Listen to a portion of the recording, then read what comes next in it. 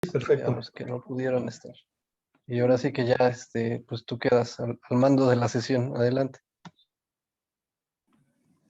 Ok. Bueno, pues bueno, empezamos con 11. Yo supongo que se irán incorporando más. Trataré de hacer una introducción que no evite que los compañeros que se incorporen lleguen a entender lo que se está planteando, ¿no? Bueno, voy a desplegar una presentación. Aguanten un instante.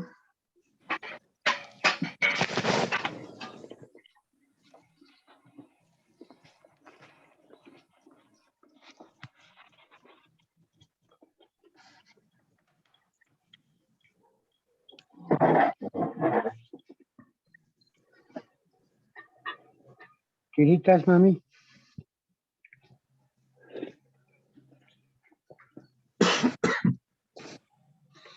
¿La pueden ver?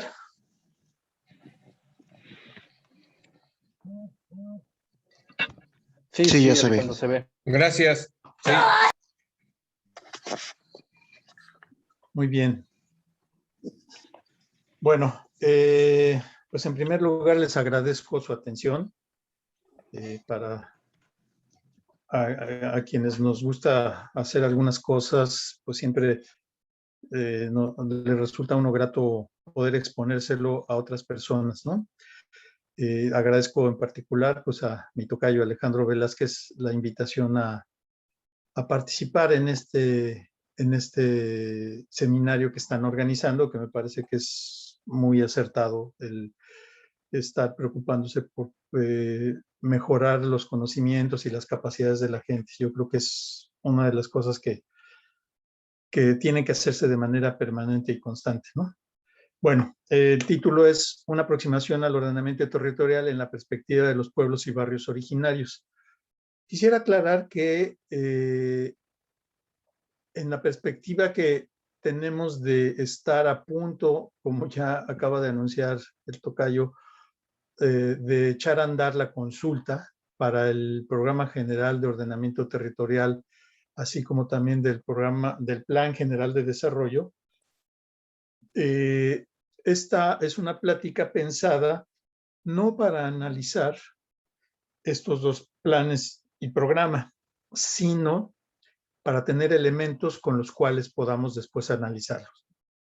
Esto es en razón de que pues no podemos estar totalmente seguros de que los borradores que sean distribuidos sean, digamos, los que definitivamente se van a poner a consulta, aunque pensamos que pues sí estarán muy cerca de estar en su versión definitiva para consulta, ¿no?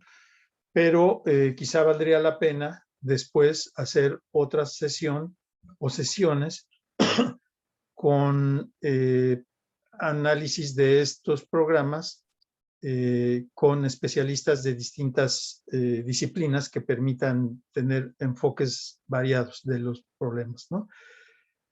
Las temáticas son complejas, eso quiere decir que hay distintas posibilidades de ver, hay distintas consideraciones que hay que hacer sobre ellos y por lo tanto pues no está fácil que una sola persona pueda tener una perspectiva abarcadora completa, ¿no? Entonces esta es una plática que pretende, repito, aportar elementos, criterios para evaluar la temática del ordenamiento territorial. Sé que están aquí presentes dos compañeros, al menos que conozco de hace tiempo y que son conocedores de los temas. En particular Miguel Ángel García Aguirre, que es uno de los másters en temas de ordenamientos comunitarios, y el compañero Luis Miguel Robles, que fue participante del proceso de instauración del Programa General de Ordenamiento Ecológico de la Ciudad de México, cuando se formuló. Entonces, espero que tengan opiniones críticas, pero no demoledoras, aunque si las tienen, pues por supuesto que no habrá problema, ¿no? Entonces escucharemos y platicaremos. En fin, esperando que ya haya más gente que se haya incorporado y después de estas consideraciones, pues ahí empiezo, ¿no? ¿Qué es el ordenamiento, ¿no? Territorial? Ahí esto no está respondiendo, déjenme ver. Ahí está. Ya. El territorio es el espacio vital necesario para realizar las actividades que nos permiten sobrevivir. Y es importante que veamos que territorio es incluso pues, el lugar en donde dormimos, ¿no? Lugar en donde realizamos nuestras actividades más inmediatas y cercanas, ¿no? Quizá un espacio territorial más íntimo, pues es en donde dormimos, ¿no? Y el lugar en donde dormimos, incluso, sobre todo si tenemos pareja, es un espacio que tiene una distribución, un orden, ¿no? No ocupamos los dos, hay dos lugares al menos, y entonces pues ahí nos acomodamos, ¿no? Si ampliamos en la escala, pues caminaríamos hacia pues, la habitación en donde dormimos. Y ese tiene pues también sus mismos una distribución espacial en donde tenemos pues que los lugares en donde guardamos la ropa, donde tenemos algunos objetos disponibles, la misma cama, etcétera, etcétera, ¿no? Ampliamos la escala y nos vamos a la casa donde habitamos y pues esta obviamente también tiene su distribución espacial, territorial, ¿no? Los lugares donde dormimos, los lugares donde tomamos alimentos, donde preparamos la comida y etcétera, etcétera, ¿no? Y así hasta llegar a la escala planetaria, ¿no? Vivimos en una colonia, esa colonia está dentro de una ciudad, esta ciudad está dentro de una región, dentro de un país, y esto está en el globo. El fenómeno de territorio, pues es un fenómeno inicialmente individual, pero a medida que ampliamos la escala, pues se convierte en un espacio comunitario, de la familia, de los vecinos, de los paisanos, etcétera, ¿no? A cada conjunto de individuos que tiene un cierto nivel de integración, le corresponde una escala de territorio, ¿no? Los grupos humanos en todos los niveles tienen un vínculo con su territorio que es parte de su identidad. No es lo mismo ser jarocho que ser guerrerense o acapulquense. La comunidad da forma a su territorio a partir de cómo la ocupa y la aprovecha. Esto estamos hablando, pues por supuesto que también en distintas escalas de tiempo, ¿no? Es decir, comunidades que tienen largo tiempo asentado tienen una integración e identidad con su territorio bastante más profunda que quien ha llegado recientemente a ocuparlo. Y uno no solamente como comunidad modela el territorio también nos modela las características de quienes los ocupamos, ¿no? Y eso nos marca en identidad y cultura, ¿no? Las características que podemos ver que tenemos los mexicanos en nuestro conjunto, pues derivan exactamente del territorio en el que estamos, ¿no? Nuestros alimentos, nuestro vestido, todo está modelado por la relación con el territorio, ¿no? Debo mencionar que se acostumbra, aunque no lo puse aquí, se acostumbra a hablar de paisaje como ese espacio territorial que tiene integrado a la comunidad, ¿no? Cualquier esfuerzo que querramos hacer para entender e intervenir sobre el desenvolvimiento de los grupos humanos debe contemplar el territorio que habita. No podemos entender ninguna nación, ningún grupo humano si no entendemos y conocemos el territorio que habita. Lo tenemos ordenado, digamos, eso es territorio, ¿no? Ahora pasemos al orden, ¿no? Ordenamos nuestro espacio en diferentes grados, ¿no? Hay distintos niveles de orden, ¿no?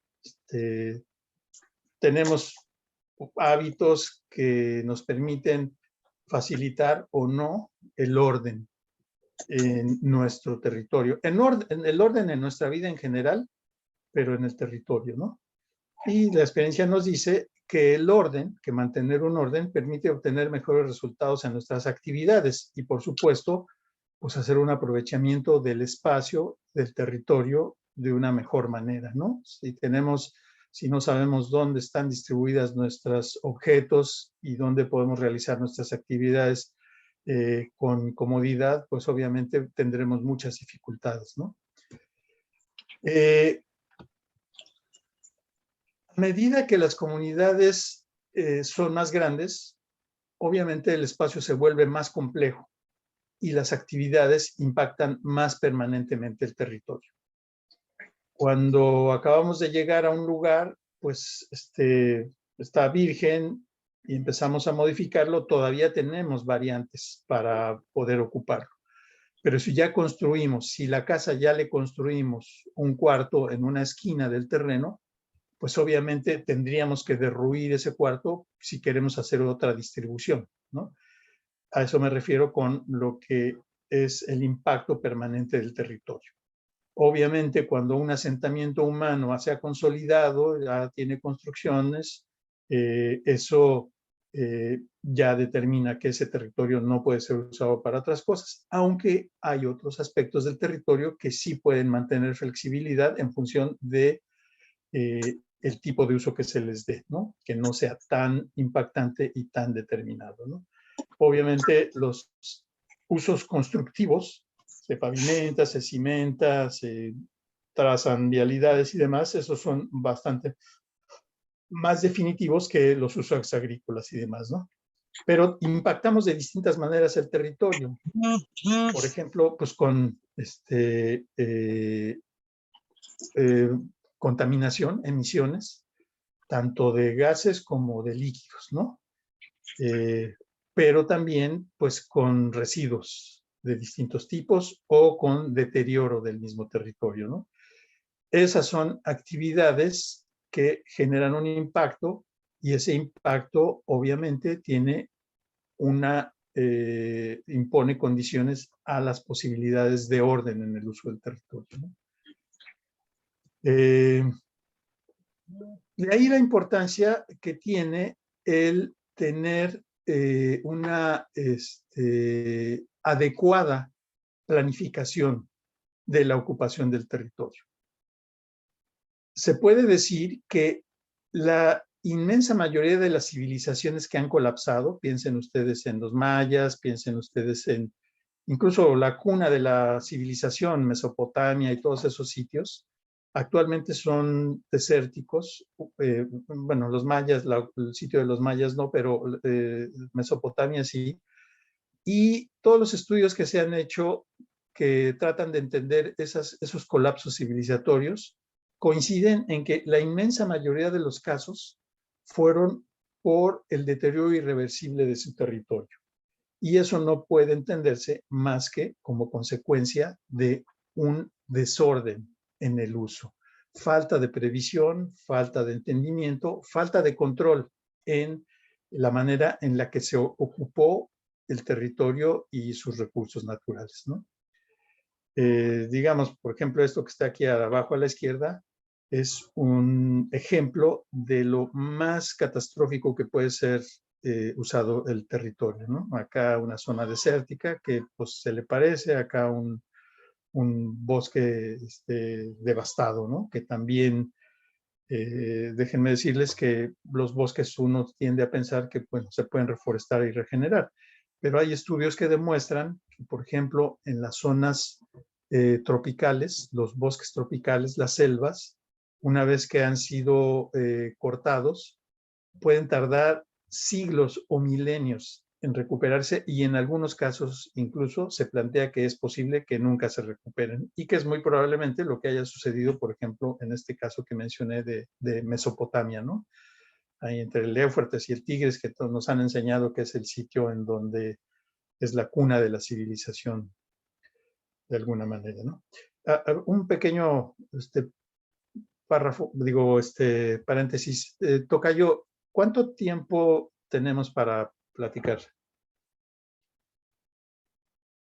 Disculpa, mira, salí un momento, yo soy Gil Reyes, aproximadamente 1 hora. Ok, bueno, entonces para tomar en cuenta, sí tengo un montón de láminas, algunas de ellas me voy a tardar un poco, pero las otras van a ser rápidas. Bueno, ahora, el caos en el territorio, sobre todo en el aspecto urbano, pues afecta diferencialmente a la población y eso lo podemos constatar todos aquellos que vivimos en alguna zona popular, ¿no? Sabemos que zonas como Polanco, como la Colonia del Valle, y estas pues tienen un orden y tienen una distribución de las actividades que les hace cómoda la vida, ¿no? Incluso pues suelen tener áreas verdes y demás. Y que las zonas populares han sido descuidadas, es decir, no se les invierte, no se les ordena, ¿no? Esto implica un montón de consecuencias, ¿no? ¿Cuál sería la meta? Pues bueno, tener un orden en el territorio en donde las distintas actividades estén planificadas, tengan ¿cómo se llama? Una posibilidad de recuperación de todo aquello que estamos afectando, ¿no? Si vamos a consumir agua, pues que el agua se pueda recuperar. Si vamos a utilizar tierras, pues que las tierras no se erosionen y puedan seguir produciendo, que los bosques se mantengan, etcétera, etcétera, ¿no? Digamos, eso no es muy difícil de ubicar como pues, que es la meta, ¿no? Es la meta que podríamos tener para la ocupación del territorio, ¿no? Ya entrando a la parte, digamos, conceptual, me interesa esta definición. Voy a compartirles la presentación en PDF de manera que no necesitan tener que estar anotando, capturando pantallas, se las puedo compartir sin ningún problema, ¿no? Sobre todo pues, para que tengan más posibilidad de tener atención, ¿no? La ordenación del territorio es un proceso y un instrumento de planificación. Es un proceso, quiere decir que no se inicia y se acaba, sino que es permanente, ¿no? Y que pues, sirve para planificar.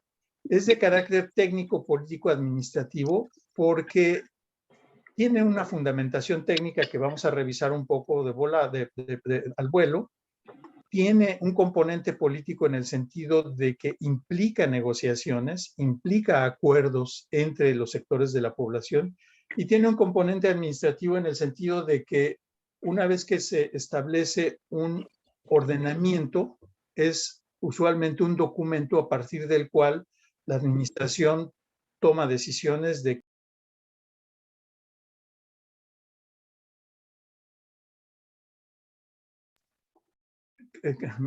me silenciaron, perdón.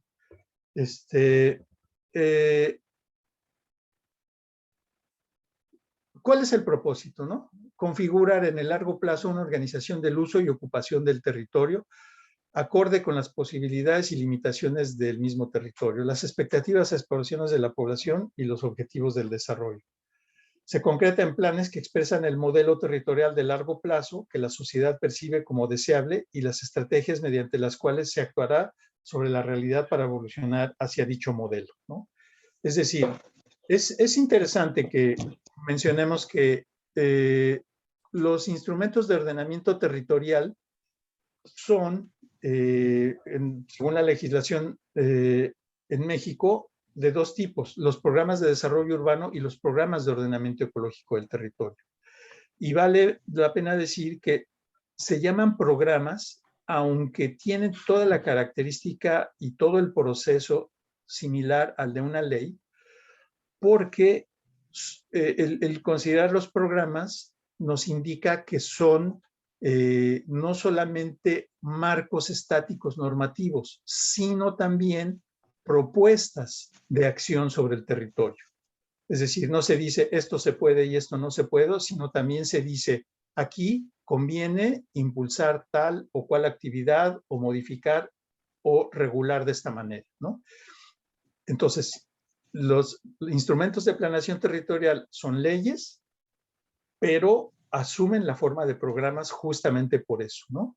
Porque son un poco como prescripciones, son como, hagan de cuenta, recetas, ¿no? Y la idea de receta la voy a utilizar como ejemplo metafórico para explicar el asunto, ¿no? ¿Qué son los programas de desarrollo urbano? Pues los que regulan las áreas urbanas, en pocas palabras, ¿no? ¿Qué son los programas? Este es un ejemplo del contenido de un programa de desarrollo urbano típico. Es el de Xochimilco, ¿no? Ya está bastante viejito, pero sigue siendo vigente, ¿no? Tiene un capítulo de antecedentes, un capítulo de diagnóstico y disposiciones que lo alinean con otros instrumentos normativos. Justificación de la revisión, tiene una imagen objetivo, este es importante, y un poco el ejercicio que les había planteado que se pudiera hacer de que me dibujaran su territorio y de cómo está ahorita y de cómo lo imaginan, es justamente esa idea, ¿no? De imagen objetivo. Este concepto es muy importante, el de hacia dónde queremos ir, porque pues, nos guía, nos establece el camino, ¿no? A seguir a partir de cómo están las cosas, ¿no? Estrategias de desarrollo urbano, ordenamiento territorial en distintos aspectos, estructura vial es uno de los componentes importantes, es decir, no solamente cómo se usa el suelo, sino cómo se mueve la gente y cómo se mueve en su conjunto la sociedad, ¿no? Acciones estratégicas, ¿no? Esto es la parte programática que les comentaba, ¿no? Lo anterior puede considerarse como una parte estática, pero esto, ¿qué es lo que se plantea prescriptivamente hacer? Es la parte programática, ¿no? En fin. El ordenamiento ecológico, por su parte, aunque tiene básicamente el mismo propósito, en la medida en la que apunta hacia los territorios no urbanos, tiene otra lógica. Me voy a concentrar y voy a desarrollar más esta parte porque por un lado es porque es lo que más conozco, pero además también porque metodológicamente está bastante más desarrollado que los programas de desarrollo urbano y da una idea de digamos, de la cantidad de elementos que se deben de considerar a la hora de hacer estos programas, ¿no? Es un proceso de planeación, se genera instrumentos de planeación y en su caso modifican las políticas ambientales con las que se busca alcanzar un mejor balance entre las actividades productivas y la protección de los recursos naturales a través de la vinculación entre los tres órdenes de gobierno, la participación activa de la sociedad y la transparencia en la gestión ambiental. Este es bien importante, ¿no? Que los programas de ordenamiento ecológico, uno de sus principales propósitos es establecer este balance entre las actividades productivas o de aprovechamiento y la protección de los recursos naturales, obviamente con el propósito de darles sustentabilidad, ¿no? Ahora, en la Ciudad de México, la Constitución que se promulgó en 2017 establece que, a pesar de que, como mencioné, la ley habla de dos instrumentos, los de desarrollo urbano y los de ordenamiento ecológico, aquí se ha decidido que se unifiquen en un programa de ordenamiento territorial. La Constitución también establece que el Instituto de Planeación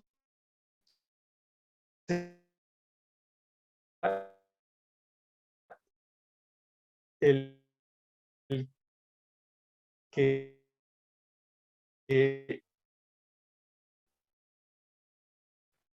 no final, se tiene que, en el esquema de planeación de la ciudad, se tiene que promulgar un plan general de desarrollo, además de un programa general de ordenamiento territorial. El plan general de desarrollo, no lo voy a leer todo esto, pero en términos generales lo que dice es que nos tenemos que poner de acuerdo los habitantes de la ciudad en para qué queremos la ciudad en los próximos 20 años. Es un programa, es un plan, ojo con la diferencia, no es un programa, es un plan que está orientado a, más bien, que busca que se oriente todo lo que se haga en la ciudad hacia donde apunta ese plan, ¿no? En fin. El Programa General de Ordenamiento Territorial, por su parte, que debe depender del Plan General de Desarrollo, dice aquí, tendrá carácter de ley, será elaborado por el Instituto, será aprobado por el Congreso. El programa será el instrumento que regulará la transformación de la ciudad y fortalecerá la función social de la misma para su desarrollo sustentable. Digamos que es el componente territorial del Plan General de Desarrollo, ¿no? Entonces, el Plan General de Desarrollo, vale la pena decir que la Ciudad de México e incluso el país no tenían, antes de esta Constitución, el país no tiene un plan general hacia dónde se oriente. La ciudad tampoco lo tenía y ahora ya lo tiene a partir de la Constitución. ¿Qué importancia tiene esto? Pues la importancia que tiene es que, en teoría, nos tenemos que poner de acuerdo de hacia dónde queremos que vaya la ciudad en los próximos 20 años. Ese plan tiene un horizonte de 20 años. Obviamente, pues rebasa los programas de gobierno de cada 6 años de las jefaturas de gobierno. De hecho, abarca 3 hacia el futuro. En teoría, se tiene que estar el Plan General de Desarrollo actualizando. Los programas de gobierno de cada administración tienen que sujetarse a ese Plan General de Ordenamiento, plan General de Desarrollo de la ciudad, ¿no? Volviendo al Programa General de Ordenamiento Territorial, este es el componente territorial del Plan General de Desarrollo, ¿no? Bueno, esto como el Plan General, por su parte, tiene una vigencia de 15 años y debe evaluarse y actualizarse cada 5. Tiene que haber programas de ordenamiento territorial para cada una de las alcaldías y también, eventualmente, cuando se considere necesario, programas parciales. A la manera en las que ya habían los programas parciales de desarrollo urbano que abarcaban habitualmente pues, pequeñas regiones de las delegaciones o poblados o zonas de desarrollo especial, ¿no? Entonces, digamos, el Programa General de Ordenamiento abarca toda la ciudad, pero los programas, cada alcaldía debe de formular su propio programa de ordenamiento territorial y cuando lo considere necesario, desarrollar programas parciales, ¿no? Esto tiene su importancia para los pueblos y barrios, porque lo lógico es pensar que en la medida que los pueblos y barrios son territorios con una delimitación y con una lógica de funcionamiento, con una historia y con una funcionalidad más o menos integrada, vale la pena que pudieran formular su programa parcial de ordenamiento territorial, ¿no? Yo digo que también su plan general de desarrollo como poblado, pero eso lo veremos una propuesta que les mostraré al final, ¿no? Bueno, los programas de ordenamiento ecológico tienen esta lógica. Se forma un convenio de coordinación, se elabora un comité y se elabora el programa. El programa se somete a consulta pública, se decreta. Este es vinculante para las MIAs, las manifestaciones de impacto ambiental. Se supone que tiene que haber indicadores que nos digan cómo es que este programa está operando, si está resultando como se esperaba o no. Y en función de eso y del reporte de los resultados, se puede eventualmente someter a revisión del programa y vuelve el proceso, ¿no? Esta flecha que aquí se pone indica que el comité, así como una bitácora ambiental, deben de ser de funcionamiento permanente desde que se inicia el programa, ¿no? Es decir, la bitácora ambiental es un sitio que tiene que ser público de registro de todas y cada una de las actividades que se realizan en el marco tanto de la formulación como de la instrumentación del programa, ¿no? Es decir, tiene que haber un registro que nos permita regresar y decir, a ver, ¿por qué pasó esto, no? ¿En qué momento se tomó esta decisión? ¿En qué momento se aplicó de esta manera el programa? ¿O en qué momento dejó de aplicarse, no? Esa es una bitácora que permite a la ciudadanía y por supuesto que a los responsables de la aplicación dar seguimiento y evaluar el funcionamiento del programa, ¿no? ¿Cómo se formula? Bueno, tiene básicamente 5 etapas, aunque aquí se acaba en la de modelo. La quinta etapa es la instrumentación, ¿no? Caracterización. Aquí es en donde voy a ocupar esa metáfora que les decía de la consulta médica, ¿no? Cuando nosotros vamos al médico, nos presentamos y habitualmente pues la enfermera nos toma la presión, la temperatura, la estatura, el peso y nos recibe los documentos que traigamos de análisis y demás, ¿no? Es decir, nos toma una foto de cómo estamos en ese momento, ¿no? Foto pensada en un sentido amplio, ¿no? Eso es lo que le llamamos la caracterización, ¿no? Pasamos con el médico y nos pregunta, ¿qué te trae aquí? ¿Cuál es tu problema? ¿Dónde te duele? ¿Cuándo empezó? ¿Cuándo haces esto? ¿Qué? Etcétera, ¿no? Nos hace un diagnóstico, es decir, nos pregunta acerca de los problemas que podemos tener.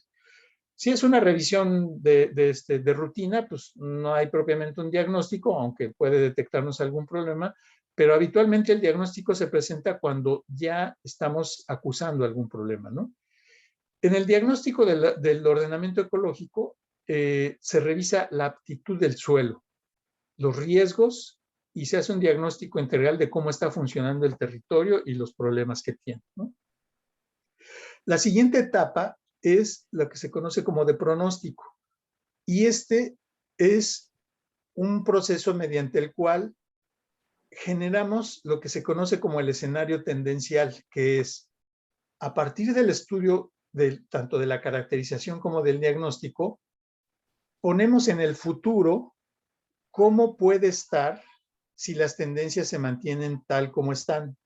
Avance de los asentamientos, crecimiento de la población, deforestación y demás. Se genera también un escenario estratégico, es decir, considerando las políticas que el gobierno está implementando, los programas que tiene, se dice, bueno, ese escenario tendencial puede ser modificado por esas políticas y por esos programas que ya están en marcha. Entonces, eso es lo que se conoce como el escenario estratégico. Hay también, aunque aquí no se menciona, un ejercicio que se hace que es el escenario ideal. Es decir, sobre todo mediante ejercicios participativos, talleres, a la gente se le pregunta cómo es que te gustaría que fuera el territorio en el futuro, a 20 años, a 30 años, ¿no? Y entonces la gente dibuja un mapa y dice, bueno, a mí me gustaría que esta parte ya se hubiera reforestado, que este río ya se hubiera limpiado, que aquí ya no siguiera creciendo tanto el asentamiento, que esta zona se hubiera descontado, etcétera, ¿no? Entonces, eso es bien importante, ese escenario ideal, porque va a ser la imagen objetivo hacia la cual todas las regulaciones deberán apuntar a lograrse, ¿no?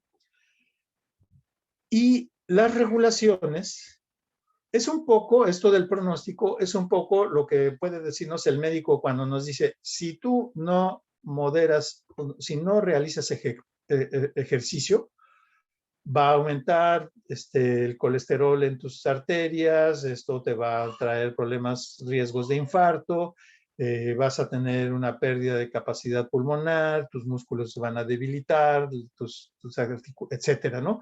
Ese es el pronóstico que nos hace el médico cuando nos dice qué puede estar pasando, ¿no? ¿Qué va a pasar si no hacemos caso, ¿no? El modelo, podríamos decir que es la receta, ¿no? El modelo es cuando, una vez analizada la información previa y establecida una parcelación del territorio, es decir, una clasificación del territorio en lo que se conocen como unidades de gestión ambiental, que es digamos, los espacios territoriales que son más o menos homogéneos, la parte baja de la zona, otra unidad de gestión ambiental sería una montaña, otra unidad de gestión ambiental sería la parte donde está la agricultura, otra unidad de gestión ambiental sería pues donde están creciendo los asentamientos y demás. Es decir, zonas que tienen cierta homogeneidad, ¿no? Y se establecen lineamientos, estrategias, criterios y usos, ¿no? Eso es lo que se conoce como el modelo. Esa es la parte prescriptiva, esa es la receta de una vez conociendo el territorio, entendiendo sus problemas e imaginando cómo lo queremos, decimos qué tenemos que hacer, qué regulaciones tenemos que establecer para que podamos remediarlo, ¿no? Conducirlo hacia esa imagen ideal, ¿no? Estos son ejemplos de procedimientos mediante los cuales se realizó, por ejemplo, en este caso, lo que le llaman la agenda ambiental, que es parte de la caracterización, ¿no? Esto es un ejemplo de cómo esa caracterización y diagnóstico aterriza por medios participativos, ¿no? Se identifica con la gente pues, distintos problemas, contaminación, deforestación, erosión, etcétera, etcétera, ¿no? Un montón de problemas que la gente ha detectado y manifiesta y se registra, ¿no? Por otro lado, se hace también la caracterización del medio físico, que es, por ejemplo, el clima, ¿no? Se establece un mapa de clima edafológico, ¿no? Que se hace un mapa de los tipos de suelo, se hace, esto es el medio físico, ¿no? Hay otros elementos como las rocas, etcétera, pero también se hace caracterización ambiental que incluye el uso del suelo y la vegetación, el mapa de vegetación. Existen áreas naturales protegidas que se tienen que registrar porque son zonas de tratamiento especial, ¿no? Se hacen mapas de dónde está progresando la erosión. Se hace también una caracterización social y demográfica, en donde se ve pues, cómo está distribuida la población, en particular, por ejemplo, cómo está la atracción de la migración, pues, distribución de la población indígena por municipio, cómo está el tema de las viviendas. Se hace también una caracterización del proceso económico. Cómo está el Producto Interno Bruto por regiones, ¿no? En cuanto a sector primario y sector secundario y terciario también, ¿no? Cómo está la producción en general. Se revisan también los indicadores urbanos y de infraestructura, cómo está distribuida la población, cómo están pues, distintos fenómenos de urbanización. Se hace un diagnóstico ambiental en el sentido de ver cuáles son, por ejemplo, lo que se conoce como fragilidad ecológica, es decir, sitios que si se cambian difícilmente regresan a la anterior situación, ¿no? Por ejemplo, laderas, si se cultiva en una ladera, pues se erosiona y ya no se va a recuperar la vegetación que originalmente había ahí. O zonas en donde hay biodiversidad también de condiciones frágiles, endémica o de difícil supervivencia, igual, ¿no? Se hacen también mapas de la problemática del agua, ¿no? Este es un mapa de la recarga acuífera, de zonas de recarga acuífera, ¿no? Este es áreas prioritarias para la conservación de los ecosistemas y la biodiversidad, ¿no? Esto es para el mantenimiento de los servicios ambientales. Y estamos hablando de captura de carbono, de infiltración de agua, etcétera, ¿no? ¿Cuáles son los sitios más importantes para esos servicios? Finalmente se hace, como les decía, una parcelación en unidades de gestión ambiental. Cada una de estas zonas que están numeradas se supone que es una zona más o menos homogénea. Y el propósito de que sea homogénea es porque van a tener un tratamiento especial y diferenciado a los de los demás, ¿no? ¿Qué tratamiento implica? Como les decía, cada unidad de gestión ambiental tiene metas u objetivos estratégicos, que pueden ser, por ejemplo, en esta zona que tenemos aquí es una zona que muy probablemente sea plana.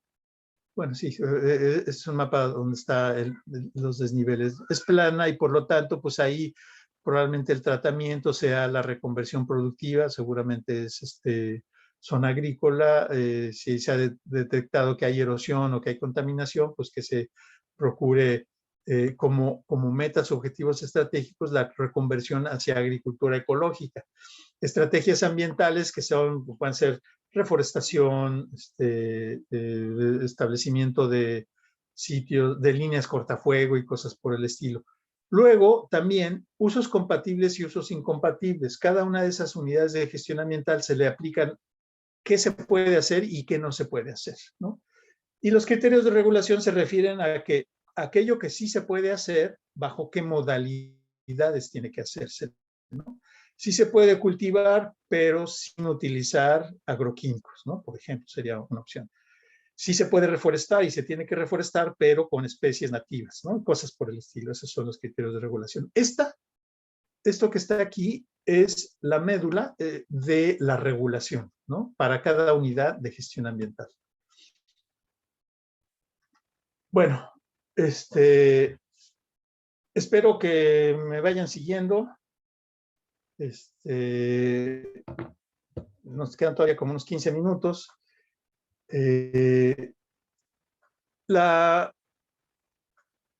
Esto que les he planteado es, digamos, el proceso mediante el cual se echa a andar o se desarrolla el programa de ordenamiento ecológico.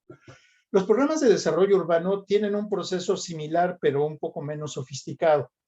Es decir, los usos de suelo son bastante más limitados, es decir, solamente hay usos comerciales, industriales, habitacionales, mixtos, y lo que se regula ahí, pues, los niveles, el tipo de uso en la planta baja y cosas por el estilo. Es un poco menos sofisticado que los programas de ordenamiento ecológico, pero siguen un procedimiento similar. También se hace un diagnóstico, también se hace una imagen objetivo, también se hace los escenarios, se hace también una prescripción en términos de, a partir del objetivo que queremos para la zona urbana, qué tipo de regulaciones se tienen que establecer para que nos conduzca de la situación actual hacia la situación ideal, ¿no? Ahora, hay aquí, digamos, eso es el procedimiento general bajo el cual se hace el ordenamiento del territorio. Puede haber aparecido como algo sofisticado, ¿no? Y sí, efectivamente, para los programas de ordenamiento ecológico se necesitan especialistas. Por ejemplo, identificar los acuíferos no es algo que lo pueda hacer cualquier persona. Tienen que ser hidrólogos que conozcan bien el territorio, que se basen en mapas y que si tienen dudas vayan a terreno a verificar, a validar y demás, ¿no? Lo mismo pues, los que hacen el estudio de vegetación, los que hacen los estudios de niveles. Cada uno de esos elementos obviamente necesita especialistas. Afortunadamente, México es un país que ha avanzado mucho en el estudio de su territorio y mucha de esa información ya está disponible a través de mapas de INEGI o de estudios de universidades. Y entonces, quien se ocupa de hacer el programa de ordenamiento lo que tiene que hacer es compilar esa información y utilizarla para generar las propuestas, ¿no? Para identificar los problemas y para generar las propuestas. Ahora, eso no es algo distinto que lo que nosotros hacemos en nuestra recámara y en nuestra casa. Es decir, nos imaginamos cómo es que funciona, cómo es que puede funcionar mejor la casa y así la diseñamos, ¿no? De repente, pues ya creció la familia y entonces pues tenemos que construir otro cuartito o tenemos que partir en dos o meterle una litera o cosas por el estilo, ¿no? O ya disminuyó la familia y entonces pues ya podemos ocupar una de las recámaras en un estudio y cosas por el estilo. También hay un reordenamiento. Es básicamente el mismo proceso, obviamente con elementos de información distintos. En el caso de los territorios más grandes, como decía, pues es más complejo el territorio, ¿no? Pero es exactamente el mismo procedimiento. Necesitamos hacer una ocupación óptima del territorio y pensando en que nos sirva hacia el futuro, y todos esos estudios que pueden sonar muy sofisticados no hacen más que darnos elementos para tomar esas decisiones regulatorias, ¿no? Ahora, hay algunas cosas que no se dicen, pero que son sumamente determinantes. ¿Cuál es el propósito del ordenamiento? ¿Se acuerdan de la imagen que va a aparecer también un poquito después? Aquella imagen en donde del lado izquierdo está un abigarrado asentamiento humano y del lado derecho, pues un ordenadito espacio con edificios y caminos y demás. Bueno, ese es el resultado de tomar decisiones, ¿no? Y estas dos cosas que estoy mencionando aquí son muy importantes para poder generar un proceso de ordenamiento que sea favorable al desarrollo económico de ya sabemos quiénes, o sea, los que de por sí tienen favorecido favorecida su condición, o para la inmensa mayoría de la población. Nunca se dice, pero sí por ahí entre líneas se alcanza a leer cuando se define estos instrumentos, que el propósito del proceso es el desarrollo económico, ¿no? Y se habla de desarrollo sustentable y se le dicen, pero en realidad, yo que tengo más de 20 años, como 25 años en trabajando en estos temas de ordenamiento territorial, les puedo asegurar que las decisiones que hay detrás de todos estos instrumentos de ordenamiento territorial, salvo contadísimas excepciones que les voy a mencionar, son siempre orientadas a esta noción de desarrollo económico, entendido, aunque no explícitamente dicho, como favorecedor de los negocios de quienes tienen el capital, en pocas palabras, ¿no? Así es, y incluso si ustedes revisan tanto el Plan General de Desarrollo como el programa, aunque habla en muchos sentidos del derecho a la ciudad y los derechos y la planeación democrática y demás, pues no deja de decir pues, que de lo que se trata es de favorecer el desarrollo, ¿no? Pero en la realidad, con todo y eso que se diga, las decisiones que se toman normalmente son orientadas a favorecer el desarrollo económico, entendido, como les digo, como facilitar los negocios, ¿no? Obviamente de los grandes detentadores de capital, ¿no? Sin embargo, desde hace algún tiempo, seguramente ustedes habrán oído hablar de esta noción del buen vivir, ¿no?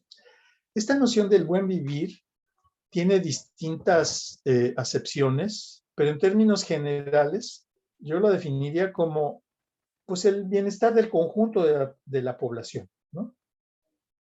Y el bienestar considerado no solamente como tener alimentos, sino también tener alimentos y techo donde vivir, sino también tener acceso a la cultura, acceso al entretenimiento, acceso al arte y una condición satisfactoria de vida, ¿no? En donde la gente pueda sentirse plena, ¿no? Eso es lo que, desde mi punto de vista, y bueno, no solamente es mi punto de vista, ha crecido en el mundo la noción de que hacia allá tiene que orientarse el funcionamiento de la sociedad, ¿no?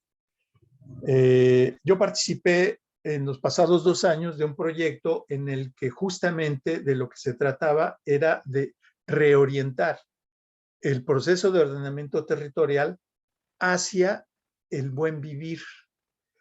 Desarrollamos una serie de conceptos y una serie de instrumentos, entre ellos lo que le llamamos la matriz del bien común, en donde de lo que se trataba era, por ejemplo, de evaluar los distintos usos de suelo en función de no criterios economicistas, sino criterios del buen vivir, en donde les diría que, por ejemplo, el uso de suelo más con el mayor valor relacionado con el buen vivir era la milpa. ¿Por qué? Pues porque los criterios no solamente eran, como digo, económicos, sino también ambientales y sociales. Y la milpa es una de las formas de ocupación del territorio con más beneficios en estos tres elementos, ¿no? Ambientales, económicos y sociales, ¿no? Entonces, esa es la idea que hay detrás de esto, ¿no? El proceso de ordenamiento del territorio es conveniente que seamos conscientes y exigentes de que tenga como propósito fundamental el del buen vivir. El otro elemento es los actores del proceso.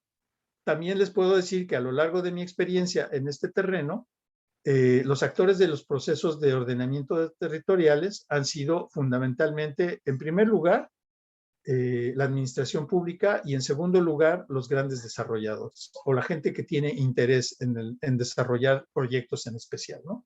Son los que más activamente participan en los procesos de consulta y son sus criterios los que normalmente subyacen a la toma de decisiones, ¿no? No es fácil que pensemos en que la población en su conjunto pueda participar, pero si no se hace, entonces pues los resultados son las catástrofes que conocemos, ¿no? ¿Cómo orientar el propósito del ordenamiento territorial, ¿no? Pues básicamente a partir de definir criterios e indicadores, como este que les mencionaba de la matriz del bien común, ¿no? En donde, digamos, para ordenar el territorio y establecer las regulaciones, en pocas palabras, se puede decir que es un proceso de toma de decisiones. Y esas decisiones normalmente están orientadas por esa noción del desarrollo, de desarrollo económico. Y la idea es explícitamente desarrollar un conjunto de criterios a partir de esta noción del bien común que sea la que permita tomar todas esas decisiones regulatorias, ¿no? Entonces, bueno, ahí ya no les leo todo esto, ya estamos cerca del tiempo que me dieron, entonces sí quisiera dejar algunas ideas también claras, ya estamos cerca del final, pero como les decía, les voy a pasar esta presentación y podrán echarle un vistazo si gustan con más detalle, ¿no? Ahora también, y debí decírselos desde el principio, si hay alguien que tenga alguna pregunta en particular, pues bienvenidas las interrupciones, ¿no? Ahora, el otro elemento que les decía, uno de ellos les decía es el propósito, ¿no? Que tiene que ser explícitamente el del bien común, pero el otro es que la comunidad tiene que ser la protagonista de la planeación territorial. En los, aquí es donde les decía, ¿no? ¿Quiénes han tomado las decisiones de planeación territorial que condujeron a esta situación, ¿no? ¿Cuál sería el resultado si las decisiones se hubieran tomado de manera democrática? Es decir, con toda la población participando en igualdad de condiciones. ¿Tendríamos esta situación? Pues lo más seguro es que no, ¿no? Ahora, como les decía, es un gran desafío encontrar las formas en las que se puede procesar de manera democrática toda esta discusión. Entre otras razones, porque se esconden las decisiones detrás de los lenguajes técnicos cuando es perfectamente posible plantear las alternativas de esas decisiones en términos llanos entendibles por todas las personas, ¿no? Otra dificultad importante es cómo encontrar los espacios de interacción que permitan procesar y avanzar con eficiencia con la discusión y la toma de decisiones. Esto incluye que no tenemos una práctica suficiente en el debate democrático por parte de todos los sectores involucrados. Y esto incluye la administración pública en sus diferentes niveles. Están acostumbrados a ser quienes hagan y deshagan, ¿no? Si acaso convocando a consultas que son consultas, pues que son cosméticas nada más, ¿no? Sin embargo, existen precedentes dignos de ser tomados en cuenta. Entre ellos están los ordenamientos comunitarios que por centenares se han realizado en muchas partes del país. Uno de los expertos en el tema es el compañero Miguel Ángel García Aguirre, conocido de esta comunidad y que está presente en la plática, y que conste que escribí esto antes de saber que iba a estar presente, ¿no? El compañero nos podría platicar largamente de estos ordenamientos comunitarios. Él es especialista en ellos, yo no, pero sí les podría decir que habitualmente ahí sí están tomadas en cuenta estas dos consideraciones que yo les planteaba, ¿no? El propósito en la medida en la que esos ordenamientos comunitarios son procesados democráticamente, pues el propósito no puede dejar de ser el bien común. Y por otro lado, pues esos ordenamientos comunitarios pues son procesos participativos, intensamente participativos, ¿no? Entonces tenemos esos precedentes que pudieran sernos de utilidad a la hora de diseñar justamente estos espacios de interacción para la toma de decisiones. Además de lo anterior, es necesario señalar que la planeación del territorio es un aspecto del desafío que tienen las comunidades para tener control de su destino. ¿A qué me refiero con esto? A que la planeación del territorio es solamente un aspecto del tema, ¿no?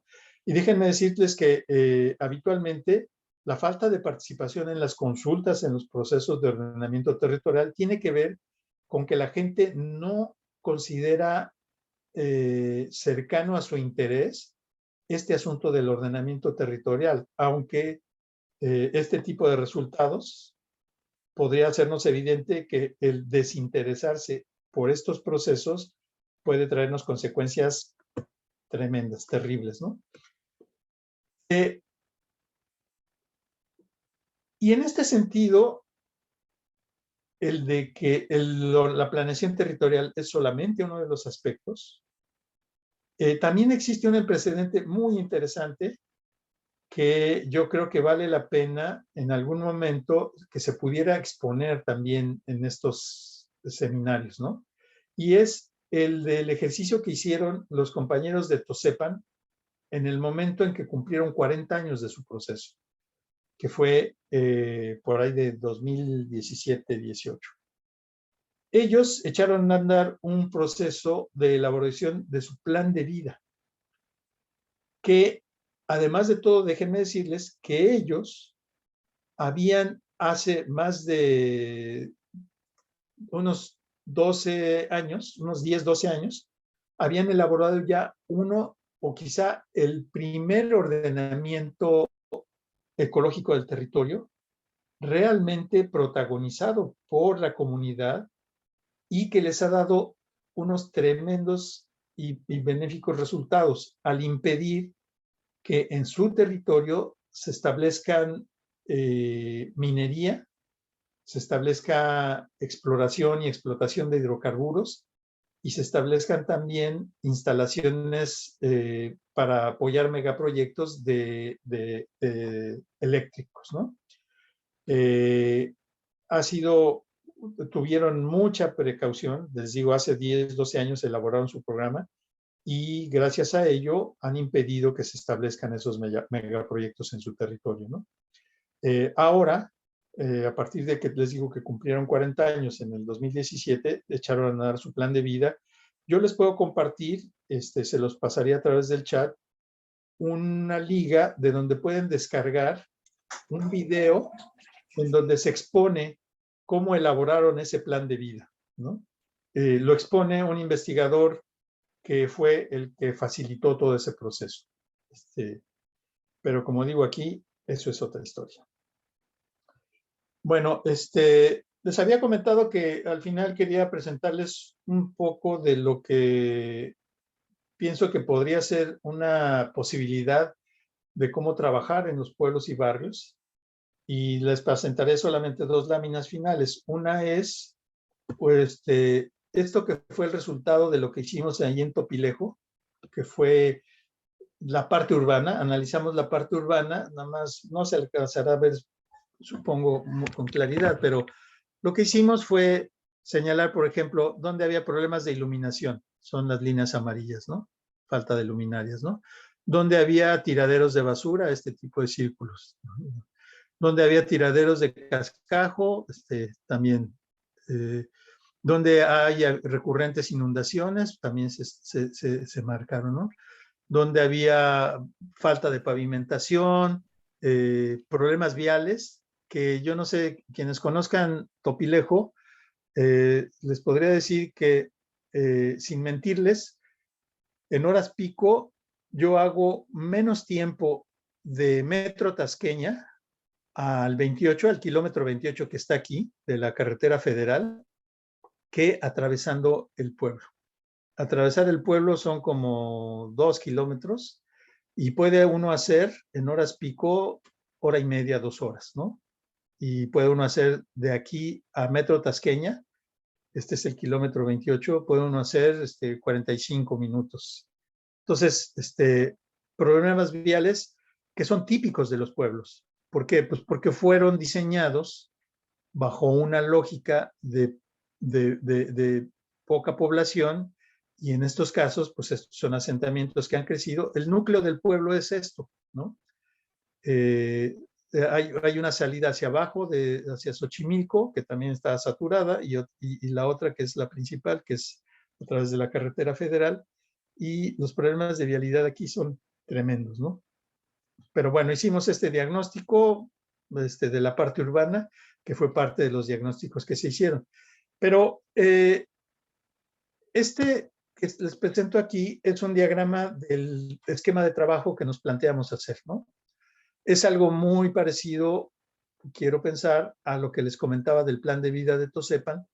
Y la idea es que a través, esto digamos puede verse como un proceso en el tiempo, ¿no? Una línea de tiempo de izquierda hacia derecha, en donde a través de la impartición de un diplomado en desarrollo comunitario, discutamos algunos temas conceptuales, entre los cuales están obviamente el ordenamiento territorial, derecho a la información, ciudadanía, democracia, pueblos originarios, resolución de conflictos, pero también se vean algunos otros temas organizativos prácticos, cómo elaborar un diagnóstico y hacer diagnósticos por colonia y hacer diagnósticos generales. Y luego cómo hacer talleres de planeación. El diplomado consistiría en que, bueno, miren, se hace un taller de esta manera y órale, y los compañeros van a su colonia y hacen el taller acompañado por los facilitadores, y luego se recopila la información, después se hacen los talleres de planeación, y la idea sería llegar a un programa integral de desarrollo comunitario. Todo esto atravesado en el tiempo por la conformación de su consejo de gobierno, ¿no? Pero en fin, bueno, esto es lo que quería platicarles. Espero que le haya sido de interés y de utilidad. Si quieren hacer preguntas, con mucho gusto, pues estoy en la mejor disposición de responderlas hasta donde yo pueda.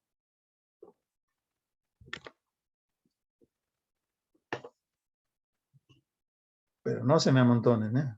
Disculpe, ¿no se va a hacer el ejercicio con los mapas que enviamos cada pueblo? Fíjate que desafortunadamente no les expliqué bien cómo, cuál era la idea, porque la idea es que fueran croquis hechos a mano, ¿no? Cuando se hacen croquis hechos a mano, y que es una parte de los ejercicios que los compañeros que hacen ordenamientos comunitarios tienen mucha experiencia, cuando se hacen ese tipo de croquis, la gente pone allí los rasgos que más resaltan, ¿no? Como les decía yo, les había pedido que hicieran un mapa de cómo está ahorita y un mapa de cómo les gustaría que estuviera. Y la intención era que se pudiera hacer un ejercicio en donde se dijera, bueno, así está, y hacia acá lo quieren llevar, ¿qué cosas tenemos que regular? Es decir, ¿qué cosas tenemos que estimular y qué cosas tenemos que impedir o limitar, ¿no? Para que del territorio como está actualmente caminemos hacia el territorio ideal. Mira, desafortunadamente los ejemplos que me pasaron no me ayudaban mucho para poder hacer el ejercicio, pero digamos, a lo mejor valdría la pena diseñar una sesión ya más específicamente para hacer este ejercicio en 2 o 3 casos preparados más de antemano, con más cuidado, ¿no? Discúlpenme, sí recibí varios mapas y los revisé. El tuyo, por ejemplo, Gil, era, digamos, tenía pocos elementos con los cuales pudiéramos jugar, ¿no? Para este ejercicio, ¿no? Los otros ejercicios que nos pasaron, la compañera Marcela y algunos otros compañeros, eran mapas de, incluso algunos de ellos electorales. Entonces, estaban demasiado abigarrados, demasiados elementos tenían y no tenían mucha detalle en cuanto a los usos y tampoco tenían la imagen objetivo, ¿no? Entonces no se pudo hacer, ¿no? Intenté hacer y un poco por eso incluí ese último esquema que les mostré. Intenté hacer un ejercicio rápido con Topilejo, pero tampoco era tan sencillo, ¿no? Entonces, discúlpenme, pero bueno, creo que puede ser útil esto que hicieron para ejercicios posteriores. Muy bien, esperamos poder agendar una reunión explícita para que podamos hacer ese, porque yo creo que sería del interés de todos los compañeros y si tú nos apoyas, prácticamente también indicándonos qué podemos incluir, y así lo hacemos. Yo de alguna forma lo hice pues copiando, calcando y poniendo uso de suelo de lo que es. Sé que me faltó, pero lo dejamos para otra ocasión Sí. y lo agendamos con mucho gusto. Muchas gracias de todas maneras. Voy a ceder las palabras para los compañeros. Arturo, por favor. Sí, buenas tardes. Un gusto saludarte, Alejandro. ¿Qué tal? En el chat puse una pregunta escrita para no quitar mucho tiempo. Si eres tan amable de leerla y a partir de eso nos puedes dar un comentario. Gracias. Ok, si dice Arturo, ¿se puede desarrollar un programa de ordenamiento sin vincular a la visión del plan? Me supongo que te hablas del Plan General de Desarrollo. Sí se puede, pero no es lo ideal, ¿no? Ahora, sí se puede hacer un ejercicio de ordenamiento del territorio y de hecho, desde mi punto de vista, a partir del ordenamiento del territorio, de los talleres de diagnóstico y de los talleres de planeación que se pueden hacer a nivel territorial, tenemos elementos mucho más ricos y que nos facilitan la elaboración del plan. Es decir, a lo que me refiero es que desde mi punto de vista, la elaboración del programa de ordenamiento debe preceder en cierto sentido, a la elaboración del plan y llevarlo hasta cierto punto. Pero hay otra parte del programa de ordenamiento que sí requeriría de contar ya con las definiciones generales que nos tiene que arrojar el plan. Entonces, podríamos pensarlo como un proceso interactivo que se inicia con el análisis del territorio, que sigue a partir de ese análisis del territorio con un ejercicio de planeación a futuro de la comunidad o del territorio del que estemos hablando, para finalmente aterrizar en un instrumento integrado que incluya el programa de ordenamiento con el plan general de desarrollo, ¿no? Así es como yo lo vería de manera ideal, ¿no? No está muy sencillo. Es mucho más fácil hacerlo en pequeñas comunidades que a nivel más grande. Ya a nivel de una alcaldía, sí ya ofrecería algunas dificultades, pero y por supuesto que a nivel de la ciudad en su conjunto, pues más, ¿no? Ahora, otra cosa que también que me interesa comentar es que también es importante que como mencioné en algún momento, la planeación territorial tiene que hacerse a distintas escalas. Y es importante iniciar con lo más general, con el territorio más general. ¿Por qué? Porque, por ejemplo, piensen ustedes en la Ciudad de México, ¿no? Y piensen en una colonia pequeña, ¿no? Si yo identifico los problemas de la colonia, muy probablemente uno de los problemas que va a haber es el de abasto de agua, ¿no? Si yo no contemplo el contexto general en el que ese problema de abasto de agua se está dando, lo más probable es que o esté proponiendo cosas sin sentido y realizables, ¿no? Entonces, digamos que las grandes líneas estratégicas se tienen que revisar primero en los territorios grandes y después ir aterrizando hacia abajo. Se está cortando mucho. Perdón, trataré de ser un poco más lento.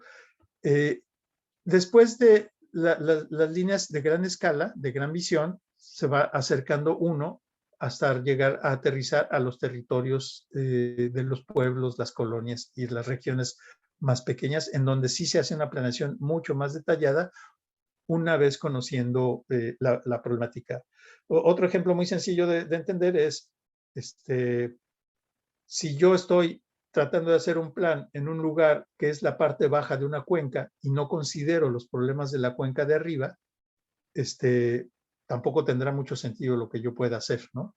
Tengo que revisar, o sea, se tiene que revisar primero toda la cuenca para después meternos a trabajar los problemas de las subregiones, ¿no?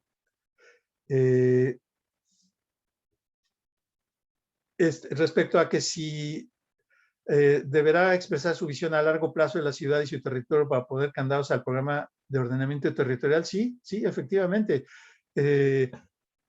Ahí es en donde yo digo que no está tan sencillo generar los espacios, pero miren, estoy seguro de que todos los ejercicios que se puedan hacer a nivel no solamente de los pueblos y barrios, sino de las colonias en general, van a coincidir en un montón de temas, ¿no?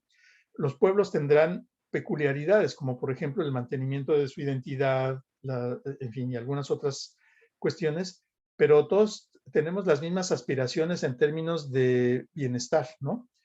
Y eso es lo que primero tendría que establecerse y discutirse a fondo y partir de eso entonces para seguir discutiendo los demás aspectos del plan general y del programa de ordenamiento territorial, ¿no? No sé si con eso hay que discutirlo mucho, ¿no? Hay muchos detalles que hay que considerar, así de bote pronto es lo que te podría comentar, Arturo. Gracias. Julio, por favor.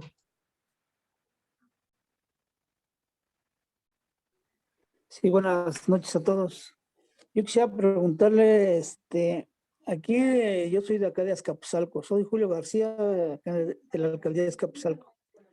Acá el problema que tenemos como pueblos es que ya estamos completamente urbanizados y los funcionarios del gobierno pues así incluso nos catalogan y nos consideran. Dicen pueblos urbanos y pueblos rurales. Y acá nosotros estamos urbanizados. ¿Cómo podemos hacer un diagnóstico cuando ya está completamente habitado? Hay muchas unidades habitacionales. ¿Podremos todavía nosotros rescatar algo para que se nos considere como pueblos? No sé su opinión. Y la otra pregunta que quisiera hacerle es si usted revisó el PGDU del 2016 o 2017 había gentes que decían, más vale aprobar y con esto poder tener un reglamento para impedir las construcciones de las inmobiliarias a no tener nada. No sé cuál sería su opinión respecto a haberse podido aprobar aquel y que ahorita tuviéramos ese funcionando. No sé qué me pudiera usted decir. Gracias. Ya. Bueno, respecto a la primera parte, te diría, no se puede dar una opinión general respecto a la permanencia de las posibilidades de hacer planeación de un pueblo. Hay pueblos que están ya muy desmadejados. Pondría yo el caso de Tlacopa, ¿cómo se llama este? Sí, Tlacopac, creo que se llama, el de que está ahí en la Benito Juárez, ¿no? No, Tlacoquemecatl. Son pues apenas unas vecindades, un pequeño conjunto de casas lo que queda. Y a los compañeros los engañaron y los llevaron hacia Iztapalapa. Y el núcleo principal del pueblo vive en Iztapalapa, están más o menos integrados y es un caso que hay que tratar de manera muy específica. El caso de ustedes, pues seguramente también tiene sus propias peculiaridades que no son las mismas que las de, por ejemplo, San Andrés Totoltepec o el mismo Tlacopac que me pasó el compañero Gil. Cada uno ha sufrido un proceso que habrá que revisar hasta qué grado ha llegado de desmembramiento o desintegración, para que en función de eso pues se pudiera establecer algún tipo o una serie de medidas que les permitan pues mantener o rescatar incluso algunas otras de sus características, ¿no? Se tienen que hacer ejercicios de recopilación de memoria, de identificación de hitos históricos, en fin, para poder establecer cualquier programa de rescate o de mantenimiento de los poblados, ¿no? O sea, en pocas palabras, tiene que verse caso por caso, ¿no? Hay pueblos, uno de los pueblos que mejor mantienen su tradición en la ciudad, yo creo que son los pueblos de Milpalta. Le siguen los de Tlalpan y algunos de Coajimalpa, Magdalena y demás, que mantienen su identidad de pueblo, mantienen sus fiestas y Milpalta tiene la característica de que no ha permitido el crecimiento urbano ajeno, ¿no? Sus asentamientos son básicamente crecimientos locales, pero hay una muy amplia gama, un gradiente muy alto, que el otro extremo lo pondría yo con de Tlacoquemecatl que les comentaba, ¿no? Entonces sí, eso por un lado. La otra pregunta que me comentaste era, ¿qué?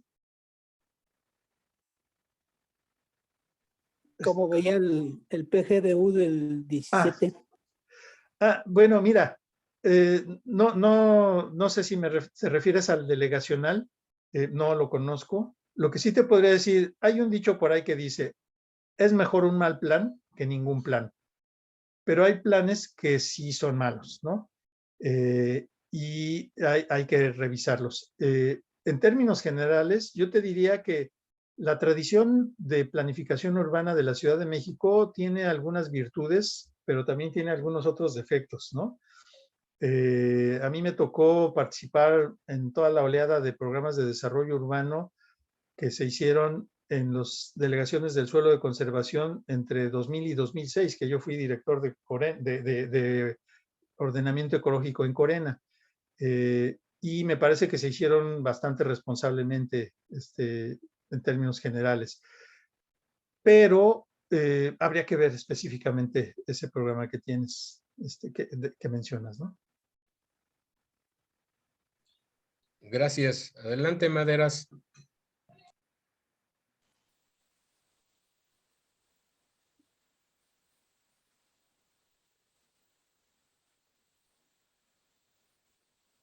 No se oye. No se escucha, Maderas.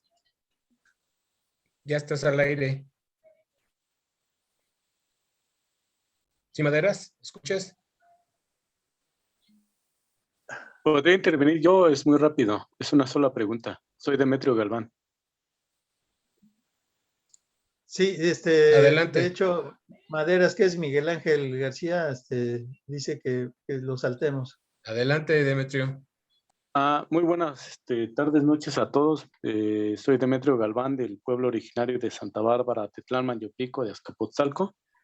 Y mi pregunta es la siguiente.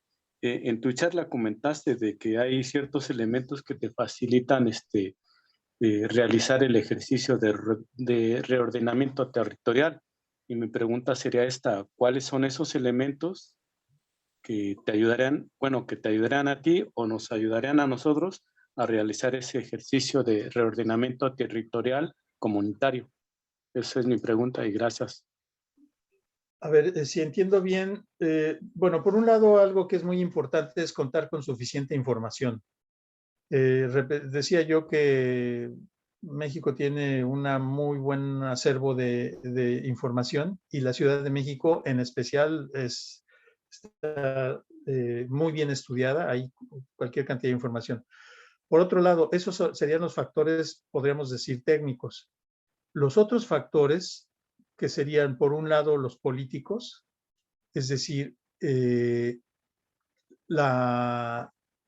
como decía yo, un ordenamiento, en última instancia, es una negociación alrededor de decisiones que se toman sobre el futuro del territorio, ¿no? De cómo se regula el territorio. Esa negociación es entre partes que tienen conflictos de interés. Hay quienes quieren desarrollar grandes proyectos y hay quienes quieren mejorar el bienestar de la población. Y hay una gama de intereses intermedios, ¿no? Entonces, esa negociación, digamos, las condiciones para un buen ordenamiento es que existan cauces adecuados para procesar esa negociación. Es decir, espacios en donde se informe plenamente a la gente, es decir, que no acuda bajo consignas o bajo ideas no completamente explicadas o entendidas a la negociación, es decir, con plena información de lo que se está proponiendo y de las consecuencias de eso, y de que se dé un suficiente y respetuoso intercambio de puntos de vista para llegar a acuerdos, ¿no? Para que se establezcan los acuerdos. Obviamente, los sectores mayoritarios han...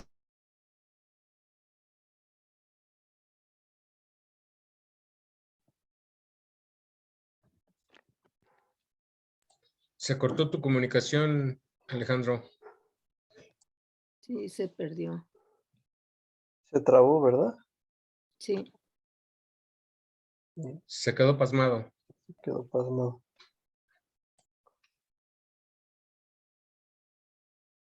Bueno, a ver si ahorita puede reincorporarse.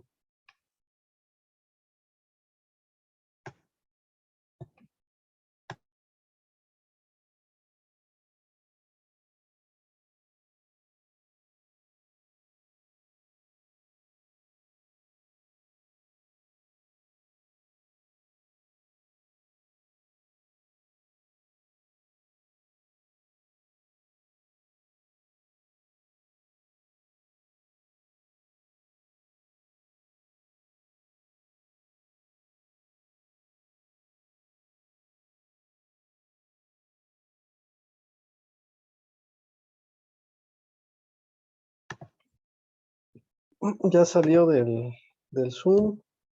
Entonces yo creo que significa que ahorita va a estar buscando reingresar más. Estar al pendiente ahí si no está en la sala de espera para ver si se incorpora el compañero Alejandro. Adelante. Sí, ya. Bueno, yo quisiera comentar nada más, primero reiterar que anoté mi correo electrónico de la asociación para cualquiera de ustedes que quiera recibir los documentos y estudios que tenemos desde el 91, desde 1991 sobre ordenamientos ecológicos comunitarios, los primeros en Chimalapas, luego en la Lacandona, luego en algunas comunidades de los Altos de Chiapas. Tenemos toda la experiencia y 2 libros de experiencias y de metodologías. Pero también bueno, yo quisiera comentar que si se fijaron en las láminas, el ordenamiento territorial concebido desde la academia es de arriba abajo. Son flechas que son verticales de arriba abajo, donde los pueblos son consultados, pero no deciden.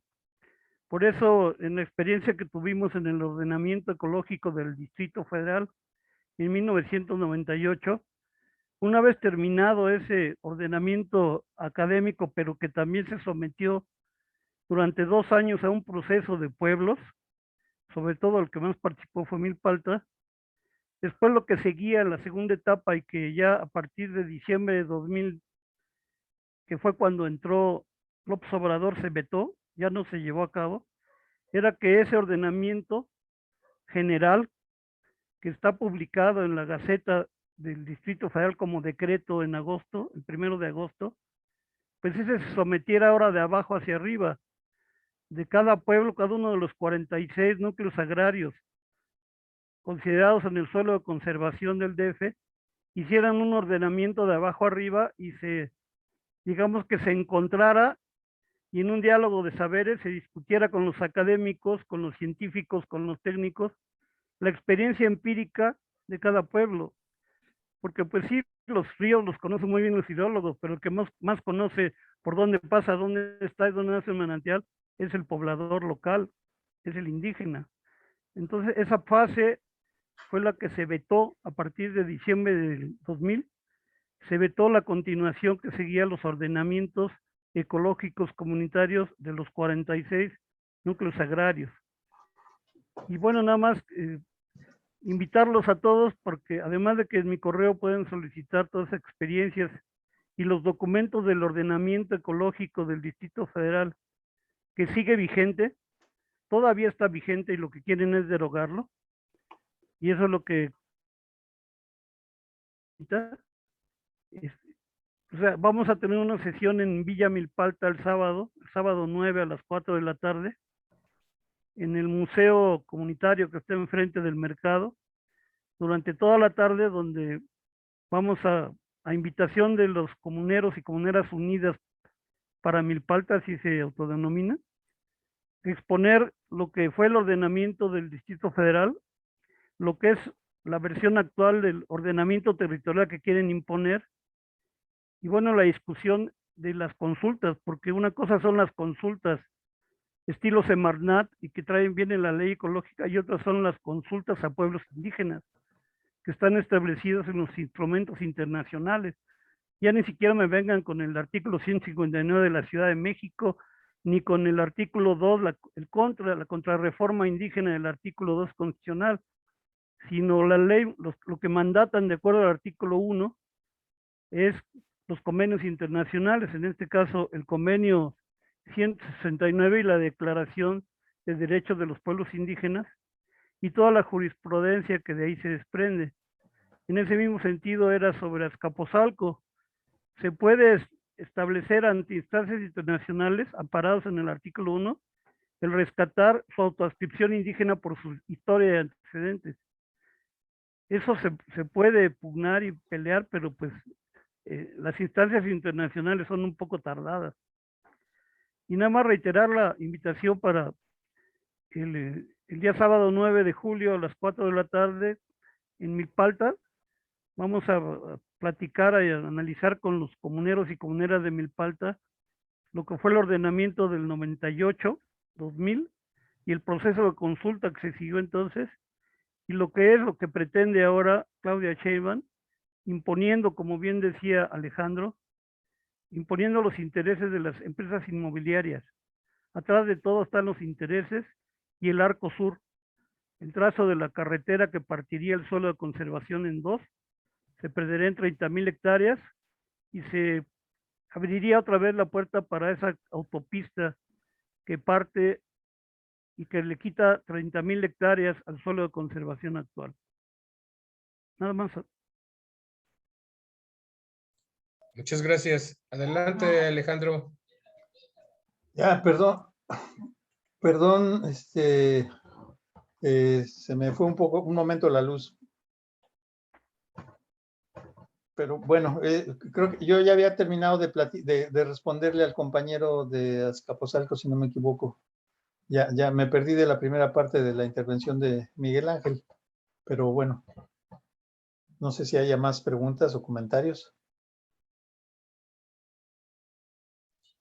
Sí, bueno, yo tengo un comentario sobre lo que me has planteado de que es más bien esta cuestión de una negociación, pero en este caso, pues sería, pues yo, hablando de ese concepto de negociación, pues tengo bueno, acá en Azcapotzalco tenemos una mala experiencia y yo en el aspecto personal, pues eso de negociar, pues a mí, pues yo ese concepto lo tengo eh, eh, muy mal concebido. Pero, porque si habla, bueno, al principio dijiste que una de las herramientas para esta cuestión de desarrollar un ejercicio respecto de un plan de ordenamiento territorial, pues de una comunidad en particular o de un pueblo en particular, sería la información, ¿no? Pero eso de estar informado, más bien a mí bueno, para mí implica estar bien empapado de todos los problemas del pueblo y conocerlo así como la palma de tu mano. Y bueno, siempre y cuando, pues, no sé cuán extenso sea el pueblo, ¿no? Pero hablando de esto pues, que es una lucha así como que de llegar a una negociación, pues ahí está lo canijo pues, de este tema, ¿no? Y sobre todo depende de quiénes sean los que negocian el plan de reordenamiento territorial pues de una comunidad o de un pueblo o de un barrio. Y eso sería mi comentario respecto a lo que tú me has respondido y gracias. Ok, bueno, a lo mejor sí tienes razón, el término negociación no es muy afortunado, tiene muy mala fama porque implica una noción un poco monetaria, ¿no? Pero yo lo utilizaba más bien como sinónimo de un debate y acuerdos, ¿no? De generar un debate y acuerdos en donde de partida hay distintos puntos de vista que pueden tener conflicto en cuanto a los intereses que cada sector puede manejar y que ese proceso de debate, de intercambio de puntos de vista y de generación de acuerdos, es a lo que yo le llamaba una negociación, ¿no? Pero en última instancia, no lo vería negociación como el equivalente de tranza, ¿no? De transar, sino más bien como el equivalente de un proceso democrático, ¿no? Un proceso democrático de arribar a acuerdos que en teoría deberían de ser consensuados, es decir, en el que todo el mundo termina estando de acuerdo y habiendo cedido en algunos aspectos y habiendo obtenido algunos otros aspectos que son fundamentales, ¿no? Entonces, si quieres lo podemos sustituir por pues, un proceso democrático de arribo a acuerdos, ¿no?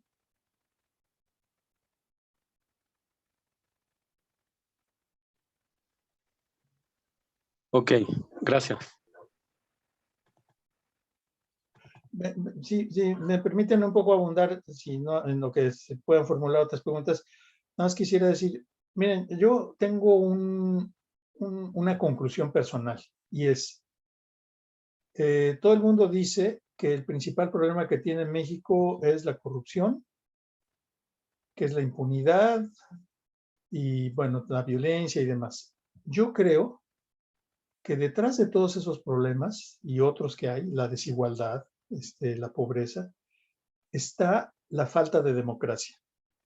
Es decir, la imposibilidad o la dificultad que tenemos los mexicanos para incidir en la toma de decisiones de todo aquello que nos afecta. Quienes están tomando decisiones y han estado tomando decisiones, y eso lo diría yo que es a lo largo de toda la historia de nuestro país, han sido las élites. Y como pueblo no hemos logrado establecer las condiciones para que se haga realidad lo que dice el artículo 39 de la Constitución, y es el pleno ejercicio de la soberanía. Dice el artículo 39, palabras más, palabras menos, que la soberanía radica en el pueblo y éste tiene todo el tiempo la posibilidad de determinar bajo qué forma se organiza para gobernar, ¿no? Y no lo hemos podido hacer, no lo hacemos, no estamos en condiciones de hacerlo, no existe una tradición. Y esa conclusión que les digo que yo tengo, de que es ese problema, el de la falta de democracia, el principal problema, entonces pone a la orden del día, en primer lugar, la necesidad que tenemos de hacer valer nuestro punto de vista. Y no es sencillo, no es nada sencillo. No lo podemos hacer ni solamente con marchas, ni solamente con movilizaciones, sino sobre todo tenemos que empezar por organizarnos y ser capaces de discutir y procesar discusiones, perdón, de manera que hagamos valer nuestra soberanía, ¿no? Ahora sí que, como dice aquella canción, el pueblo unido jamás será vencido. Si somos capaces de discutir, informarnos, debatir, tomar acuerdos, tomar decisiones unidos, no hay nadie que pueda impedirlo, ¿no? Y podemos avanzar. Yo sé que es ideal pensar en que de un día para otro vamos a poder tomarnos todos de la mano y estar de acuerdo, ¿no? Es un proceso de discusión, de construcción. Y yo pienso que la mejor manera de hacerlo es a través de este tipo de espacios a nivel de los pueblos. A mí me encantó el día que fui a la toma de posesión del Consejo de Gobierno de San Luis de Chaltemalco, pues el ánimo con el cual los compañeros estaban, ¿no? Pero siento que pues hace falta todavía procesar todavía más digamos, la capacidad, desarrollar la capacidad para tomar en nuestras manos las riendas de nuestro destino. Lo mismo podría decir de San Andrés Totoltepec. Me encantó, fue un evento histórico, la toma de posesión de ese consejo, ¿no? Estuvieron presentes un montón de personajes de la vida nacional porque reconocían la importancia que tenía.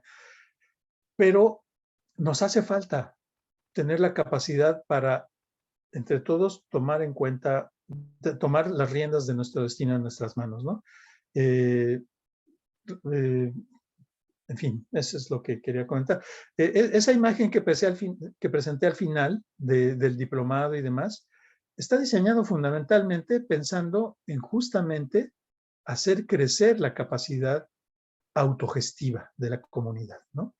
Eso es algo que tiene que conformarse a partir de voluntades, a partir de revolucionar las conciencias, a partir de adoptar una serie de hábitos y de costumbres que permitan que el pueblo construya su destino con sus manos, ¿no?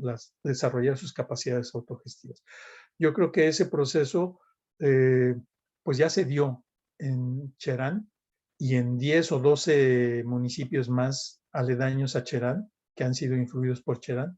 Es un proceso que ya se está dando también ahí en Cuetzalan, en Tosepan, y en un montón de otros lugares en el país, silenciosamente, y que yo pienso que en la medida en la que podamos conformar una agenda común, en lugar de ser lunares, se convertirán en espacios territoriales en donde avancen las capacidades autogestivas, ¿no? Perdón. Muchas gracias. Muchas gracias por tus palabras y sobre todo yo creo que nos dejan una gran un reto porque tenemos hacia adelante el plan, el reordenamiento a nivel nacional, a nivel, perdón, de la ciudad, pero también creo que podemos empezar por el primero de cada uno de los pueblos, o sea, hacer nuestro propio reordenamiento territorial, planificar bien y que todos unidos podamos entregar nuestros trabajos a la alcaldía para que se incorporen. Y ahí es donde vamos a tener los primeros roces y la primera confrontación para ver si nos los vinculan, si lo vinculan a la alcaldía a su propio reordenamiento y plan. Pero pues es el tema de siempre, ¿no?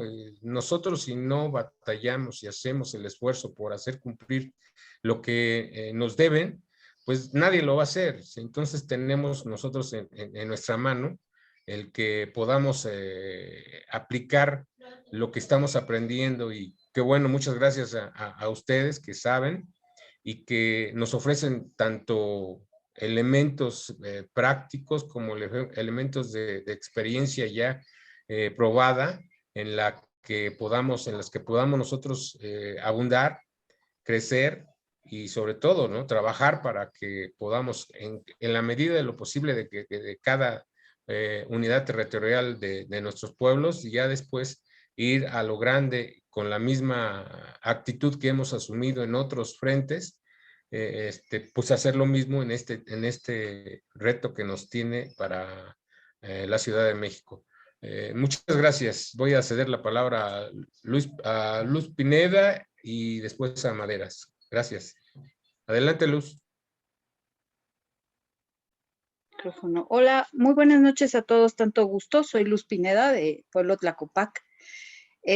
Tenemos, bueno, aparte de que yo soy originaria de Tlacopac, para este periodo de los Copaco también me postulé y quedé en el grupo de la representación comunitaria de aquí de Tlacopac. Desde mi perspectiva, una cosa no me impidió participar, porque estaban las reglas de operación del Instituto Electoral. Me animé a hacerlo pues porque me interesa mucho lo que pasa en la comunidad, la manera en que podemos abordar los asuntos y bueno, pues desde este panel de trabajo he tenido todavía la oportunidad de acercarme más a la comunidad, de estar al pendiente de las situaciones cotidianas que hay que resolver aquí. Y tampoco he dejado lo del pueblo. La verdad es que a veces no me da el tiempo para ver tan a fondo y tan a detalle las cosas. Sin embargo, pues sí han surgido situaciones pues muy en contra y situaciones en donde se ataca el concepto de pueblo, en donde incluso un grupo de vecinos pues ha manifestado el temor y porque esto se declare, porque Tlacopac termine por definirse y termine por reconocerse como pueblo, y ellos manifiestan que tienen un temor acerca de perder sus derechos, desde los derechos ciudadanos, casi los derechos político-electorales. Tuvieron mucho cuidado en reservar la parte del documento de la credencial para votar, pero todos los demás derechos, según ellos, si se reconoce Tlacopac como pueblo ante las autoridades, pues van a perder un sinnúmero de derechos que yo no lo veo como derechos, sino lo veo como privilegios, pero bueno, cada quien lo signa como mejor le conviene en el espacio en el que están, ¿no? Entonces, hasta donde yo he revisado las leyes y las leyes secundarias, pues estos derechos no se pierden, seguimos siendo ciudadanos y se siguen manteniendo esos derechos, y pues quien intente soslayarlos, pues tiene los elementos para poder hacerlos valer, ¿no? Nada más que argumentan mucho el temor, este temor infundado y y este temor los hace a malinformarse y a expandir toda esa interpretación de la ley y a repartir ese pánico entre los demás vecinos. Entonces, mi pregunta es, no sé quién me pueda responder, mi pregunta es si un lugar como Tlacopac, digamos que el proceso, ya no estoy hablando del último que echó a andar CEPIC, que es el reconocimiento y el proceso de acreditación y bla, bla, bla. Tiene mucho temor de perder esos derechos y también perder el derecho a su propiedad. Y a mí me llama la atención y me voy a la parte en donde se maneja el espacio geográfico, que creo que ni el concepto como tal existe, pero el espacio en el que estamos, en el que se ha sentado Tlacopac, de hecho tenemos una manzana perdida por la división geográfica que hizo el Instituto Electoral, la manzana 15, esta es una aberración porque donde está ubicada esa manzana, dicen que pertenece a una zona poniente, siendo que físicamente está ubicada más hacia la zona oriente, y esa manzana era de Tlacopac, y por las divisiones que ha hecho el Instituto Electoral, por las reglas que ellos tienen para hacer estas divisiones, pues prácticamente la perdimos, ¿no? Pero estamos así, a unos pasos de esa manzana. En fin,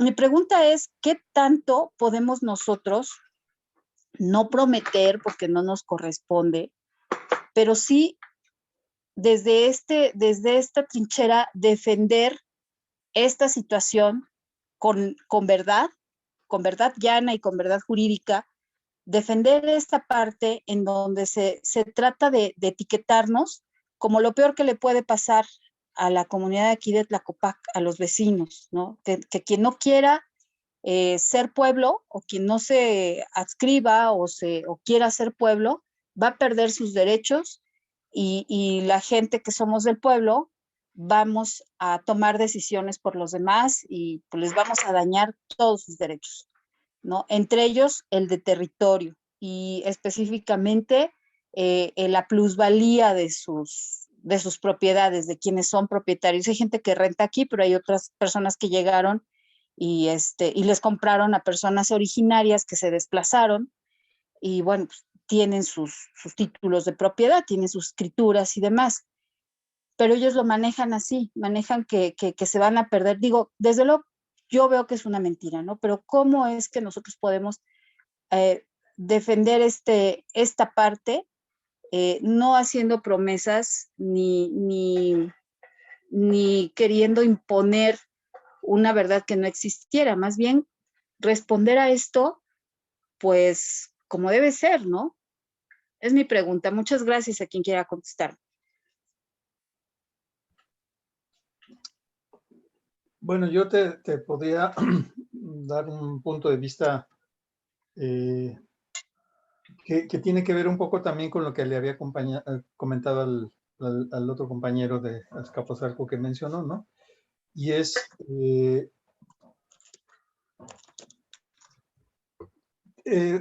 ustedes como pueblo tienen una serie de derechos indudables, ¿no?